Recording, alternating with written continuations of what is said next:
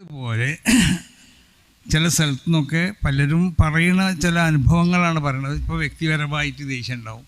അപ്പോൾ അവൻ വരുമ്പോൾ അവനെന്താക്കുക, ഇരിക്കാൻ സ്ഥലം കൊടുക്കാതിരിക്കുക. അങ്ങനെയല്ല, നമ്മൾ ദേഷ്യം ഉണ്ടാവില്ല. ഇവിടെ സമസ്തയുള്ള ജമീയത്തുൽമയുടെ സമ്മേളനം അതിന് നിങ്ങൾ ഉപയോഗപ്പെടുത്തരുത്. നിങ്ങൾ വ്യക്തിപരമായ ദേഷ്യമോ മറ്റു ദേഷ്യമൊക്കെ ഉണ്ടെങ്കിൽ അത് വീട്ടിൽ നിന്നോ മറ്റോ അത് ഉപയോഗപ്പെടുത്തുന്നതല്ലാതെ ഇതതിനുള്ളതല്ല. ഇത് വരുന്ന എല്ലാവരെയും നമ്മൾ സ്വീകരിക്കണം.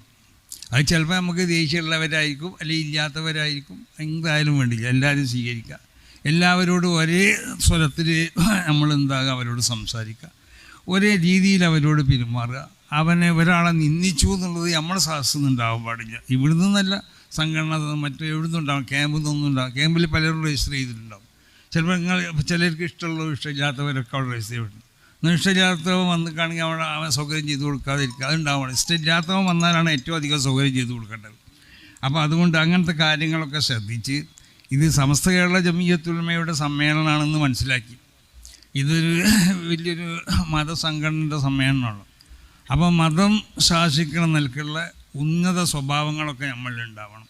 ആ സ്വഭാവങ്ങളൊക്കെ കാത്തു സൂക്ഷിച്ചുകൊണ്ട് ശബ്ദകോലാഹലങ്ങളില്ലാതെ ഇവിടെ ഇപ്പം തന്നെ നമ്മളവിടെ അവിടെയൊക്കെ നമ്മൾ